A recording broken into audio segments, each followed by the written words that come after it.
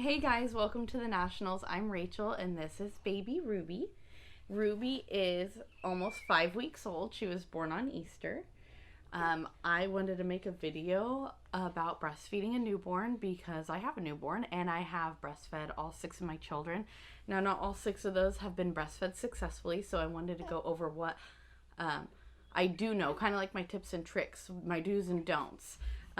It's not going to go into too much detail because I'm going to have several other videos that I post about pumping, different types of holds, what to do for cracked nipples, sore nipples, things like that. I will go over a little bit of it right now and then go more into depth in videos later. But today I wanted to tell you that like I said, I'm not successfully breastfed all of them, but I did the more I had. So my first baby was born in 2009. She's now 12. I breastfed her for a week. I didn't know anything about breastfeeding. I didn't know how to reach out for help. It was a very sad thing for me at that time. I was young. I was 18 years old. So, I didn't really know anything, and YouTube wasn't like it is now. And it just, everything's gotten a little better with time. And some things have not. My second baby, I breastfed her for 3 months, and then I went to formula. My third baby, she was 8 months old when I stopped breastfeeding, and unfortunately, that was due because I had a medication I was taking that I was not able to breastfeed on that I needed. And then my fourth baby, she was 18 months, and then my fifth baby, I actually nursed her until just a few weeks before I had Ruby. I didn't want a tandem nurse. Props to those who do. That's amazing, but it just was not going to be for me. I was like, no way. So I weaned her while I was still pregnant with Ruby, and then a few weeks later, Ruby was born. So breastfeeding has been going really well with Ruby. I can tell that she has a tongue tie. I haven't checked her lip. I should, but she has no problem latching, so it hasn't been a big deal. That is one thing when your baby's born to look for is a tongue tie and a lip tie, and I will have another video about going over a tongue tie and lip tie as well. But Ruby here has been nursing really well. I want to just let you know, when you go to have your baby and they're firstborn, some of them want to nurse right away and some it takes a little bit. But most of the time, out of all my kids, they've wanted to nurse right away. They start rooting around, they start looking, they start trying to find the nipple. And I will say that not all of them have the best latch at first. Ruby's latch was not very good at first, but now it's really good. But with a newborn, they don't just like find it and try to get it. I mean, they will, but they won't get a proper latch on. So you really have to maneuver the baby. And I'll kind of show you with Ruby here. I'm not going to actually like pull my breasts out and show you like that, but I will show you how I hold her. First, you want your baby like close to you. So you want them facing inward, okay? Not body flat and head sideways. You see, she'll look and she'll root that way, but it's not a comfortable way for a baby to eat. So that's how I nurse. I nurse her like that. Just the hold, and I grab the back of her neck to find or to guide her. Another good hold is a football hold, which they're like this, and you hold the back and then you nurse them. I suggest getting a breastfeeding pillow for support because your back will hurt, and I actually am terrible about using them and my back hurts. But I would suggest, I'd recommend my Breast Friend pillow. It's amazing. It's amazing. You can get it on Amazon. I'm not sure else where you can get it, but I do know for sure Amazon. Also, Boppy is a really good one, or you can just use even a couch pillow, like a throw pillow. You could use your pillow. You could use a body pillow, something to prop up the baby because they do start gaining weight and it starts pulling on your back.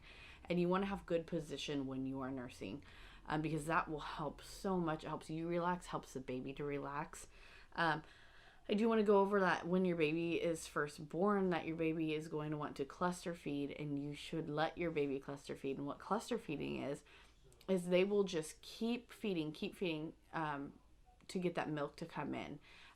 And that's a natural thing to get your milk to come in. So don't discourage it. Don't feel like they need to be on a schedule right when they're born, because they will not be. And in fact, if you try to do that, it will result in a unhappy baby, unhappy mom, hungry baby, frustrated mom, and no milk, because it's a natural thing to get that milk to come down. So they will be cluster feeding.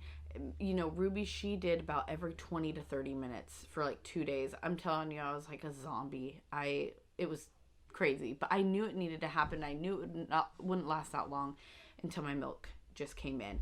Now your milk may take a while to come in. I've had it to where it's come in 24 hours after I had the baby, and then I've had it not come in for a few days. And with Ruby, that was the case. She did lose 8% of her body weight, which is to be expected. They lose water weight. Don't let that discourage you. Don't feel like your baby's starving because they're losing weight, because that's going to happen to every baby. They just want them to not lose too much before you supplement. I think they say about 10%. So Ruby was close, but I just kept nursing, and then my milk came in, and she's gained so much weight. It's been great. So she's nursing really well, and she's gaining weight fast. So she was 6 pounds 5 ounces when she was born, and she lost 8%. And so I'm not sure, I don't remember what exactly she weighed when we left. But by the time we went back to the doctor, within 2 days after we got out of the hospital, she had gained weight of what she was supposed to, about an ounce or so a day. And then at her 2-week appointment, she gained tons. And so they were like, oh, she's good. She's doing really good. Another thing is I had a C-section. I've actually had 6 C-sections, which I'll have another video about my C-sections. And some people think that it may take longer for your milk to come in because you had a C-section. I've even had a nurse tell me that, but I've had 6 kids and 6 C-sections, and it all depends on your body. I don't know why it happens like that, but like I said, 24 hours later I've had milk, and then 3 days later I've held milk. What you have before milk is the colostrum. The colostrum is what it's so good for your baby for those first few days, and it's just, you have to think their stomachs are so tiny, guys. So all they need is just a little bit. And so that colostrum is enough for them until they can get more milk. Now, if your baby's starving, you're going to know. They're going to be either super lethargic or they're going to be screaming. And in that case, I mean, supplement. Whatever you want. Formula feeding, I'm not against anything. You want to formula feed? That's great. You want to formula and breastfeed? That's great. I've done all 3. Formula, breast, and formula and breast. So been there, done that. Fed baby is a happy baby and a happy mom. So don't let that discourage you. Now, breastfeeding is tasking, like when it comes to, it's taxing when it comes to mentally, physically, and physically, and there's another one I'm trying to think of and I can't think of it. But it really does, and you got to just push through it. You got to push through because you will get through it and it will get better. I used to cry. It's also hormonal. When that baby starts to nurse, you release oxytocin, and it can be happy. I've actually had it to where it made me angry, which is weird. I couldn't breastfeed with any of my other kids next to me because they irritated me instantly. I don't know why, but it was totally normal.